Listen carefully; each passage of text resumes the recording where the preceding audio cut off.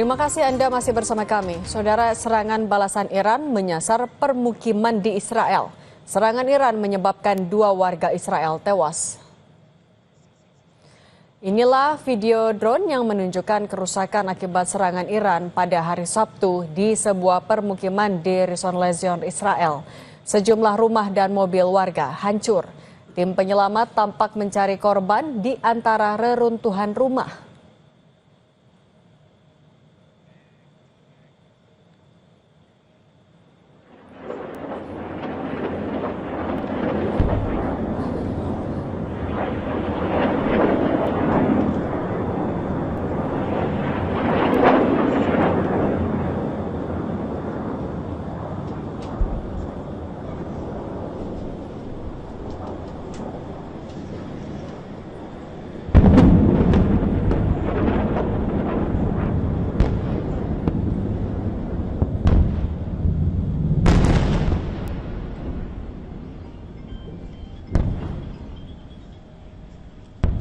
Sementara itu, pemimpin tertinggi Iran, Ayatollah Ali Khamenei, mengingatkan Israel bahwa Iran akan melancarkan serangan balasan pasca penyerangan sejumlah fasilitas militer di Iran.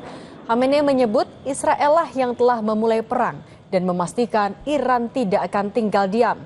Ia menyebut Israel harus bertanggung jawab atas serangan yang menewaskan sejumlah komandan militer dan warga sipil.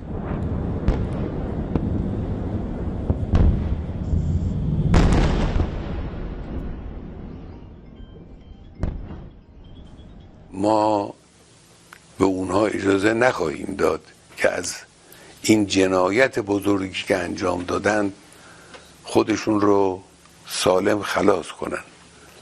مسلم نیروی مسلح جمهوری اسلامی ضربه های سنگینی بر این دشمن خبیث وارد خواهد آورد.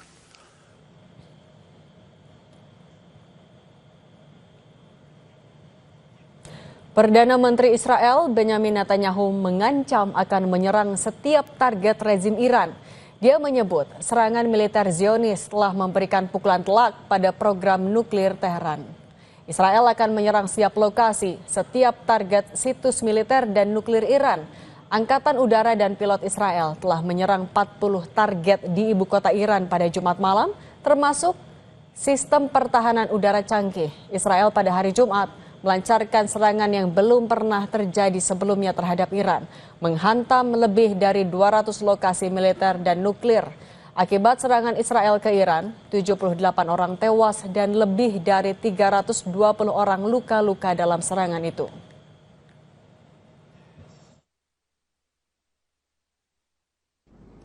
בזמן הקרוב ביותר אתם תראו את מטוסי ישראל, את חיל האוויר של ישראל, הטייסים שלנו, מעל שמי טהרן.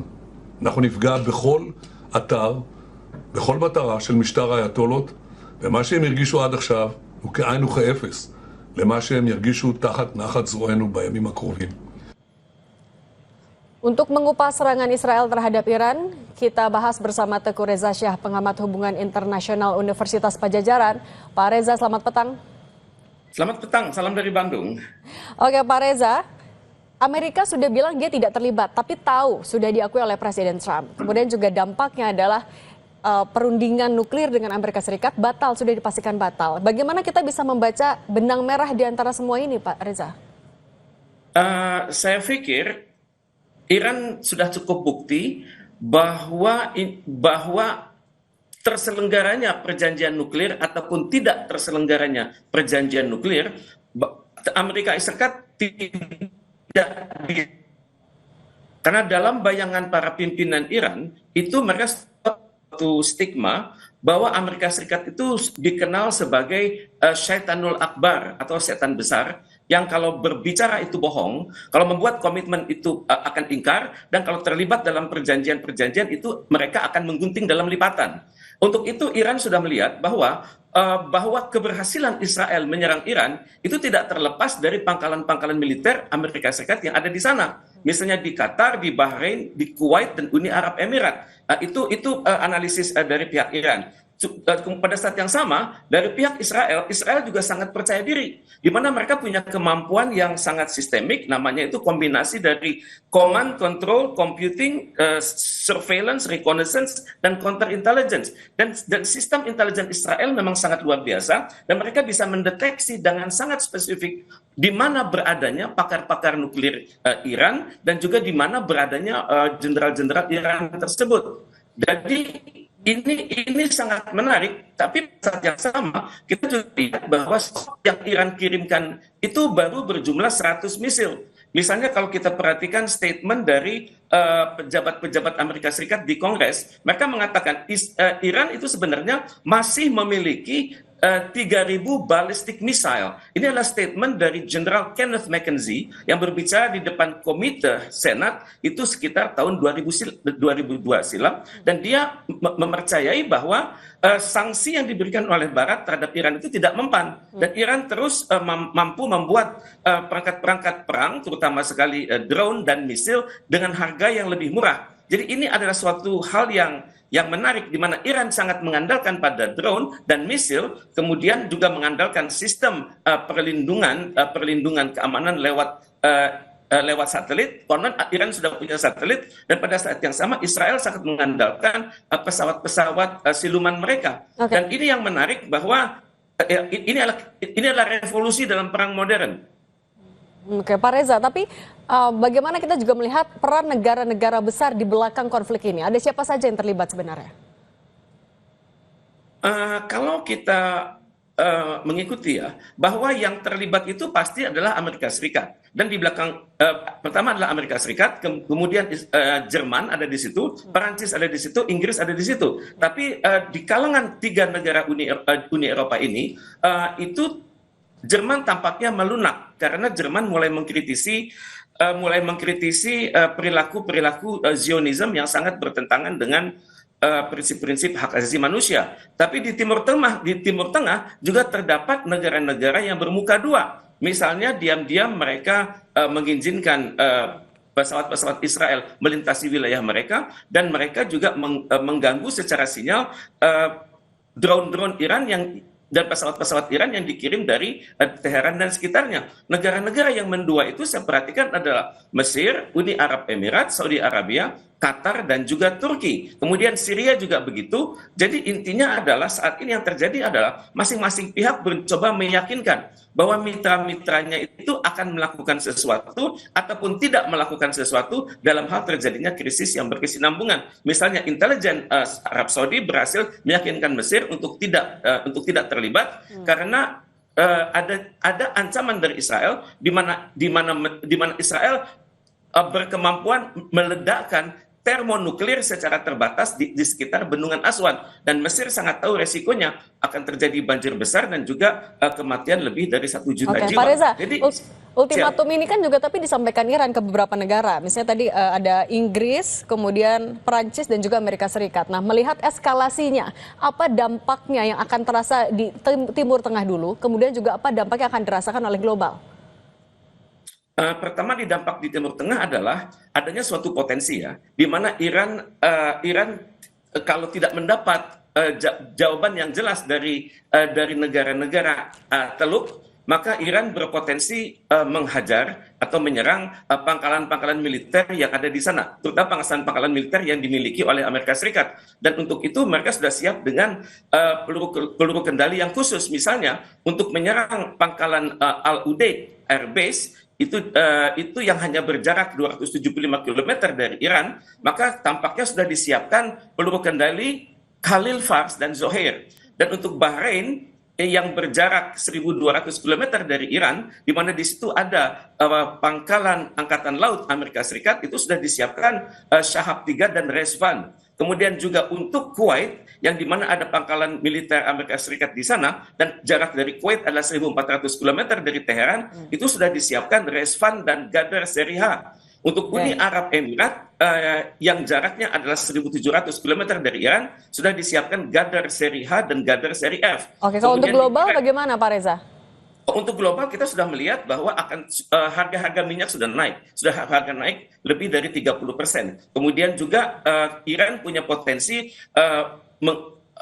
mempengaruhi kelancaran lalu lintas di Selat Hormuz dan di perairan manapun di sekitar Iran. Kemudian juga Iran berpotensi menekan negara-negara tertentu seperti Yaman untuk meningkatkan serangan mereka terhadap lalu lintas dari negara-negara yang pro pada Israel. Jadi ini adalah hal-hal yang sangat mungkin sudah dilakukan oleh kedua negara tersebut. Dalam berupaya meredam konflik ini, apakah juga ada peran-peran yang bisa dimaksimalkan dari Amerika, Rusia maupun Tiongkok juga dalam hal ini, Pak Reza? Saya pikir Tiongkok sangat berkepentingan ya, karena Tiongkok sangat ingin agar di kawasan Timur Tengah tersebut terjadi program-program infrastruktur kalau bisa melebihi program yang dilakukan oleh Amerika Serikat di Arab Saudi yang senilai 600 miliar dolar. Dan untuk itu Cina sangat mengharapkan terjadinya perdamaian di kawasan itu. Sedangkan Rusia baru membuat suatu kebijakan yang lebih jelas saat nanti adanya pertemuan antara Presiden Prabowo Subianto dengan Vladimir Putin sekitar tanggal 18 sampai 20 Juni bulan ini. Kalau selama ini Indonesia dan Rusia masih menjawab secara normatif, saya sangat berharap nanti akan ada koalisi moral antara Rusia dan Indonesia plus yang didukung oleh negara-negara OKI, negara-negara GNB dan juga negara-negara Arab League ya. Dan saya sangat berharap, dan untuk itu suasana masih cair. Kalau kita berbicara persiapan untuk perang, kedua pihak sudah siap untuk perang. Misalnya Iran saat ini sudah melakukan uji coba atas berbagai peluru kendali, apakah itu yang solid propellant SRBM ataupun liquid propellant SRBM ataupun liquid propellant MRBM maupun solid propellant MRBM, di mana mereka baru saja melantik seorang jenderal baru namanya Brigadir Jenderal Syed Majid Mousavi yang secara khusus menangani Islamic Revolution Guard di bidang teknologi ruang angkasa. Jadi Iran menghadapi masalah di mana banyak jenderal-jenderalnya yang berpotensi memimpin Iran masa depan itu sudah wafat, di mana dalam 36 jam terakhir mereka sudah kehilangan. Dengan kondisi seperti itu, apakah masih terbuka jalan damai, ruang diplomasi dengan mengingat banyak tokoh-tokoh Iran yang tewas dalam itu, eskalasinya juga masih memanas. Adakah ruang diplomasi? Ruang diplomasi itu senantiasa ada ya. Cuman masalahnya siapa yang akan berbicara, siapa yang akan didengar oleh Presiden Iran Masoud Pezeshkian, dan juga siapa yang akan juga didengar oleh pemimpin revolusi Iran, yakni Ayatollah Sayyid Ali Khamenei. Saya pikir tidak banyak pemimpin-pemimpin dunia yang didengar itu. Tapi saya masih berharap hasil dari KTT istimewa OKI dan Liga Arab 2 tahun silam di Arab Saudi itu secara khusus mengamanahkan Indonesia untuk mengupayakan segala daya dan upaya untuk mencapai perdamaian di Timur Tengah. Sekarang situasi adalah lebih dahsyat dari yang diamanahkan oleh OKI dan Liga Arab tersebut. Tapi bagaimanapun Indonesia hendaknya bekerja keras. Bersama Indonesia itu ada ASEAN, ada OKI, ada GNB, ada kerjasama Selatan-Selatan, dan juga biasanya kita didukung oleh Liga Arab. Saya sangat berharap pada detik-detik yang sangat kritis seperti ini, Indonesia mengupayakan sebisa mungkin berkonsultasi dengan Sekjen PBB. Oke, Pak Reza, terima kasih sudah berbagi pandangan di Kompas Petang. Sehat selalu ya Pak Reza. Terima kasih. Dan kami akan kembali di informasi keputusan Presiden Prabowo Subianto menaikkan gaji hakim hingga maksimal 280% bagi golongan terendah tidak boleh mengganggu independensi hakim. Catatan Kompas TV akan mengulasnya sesaat lagi.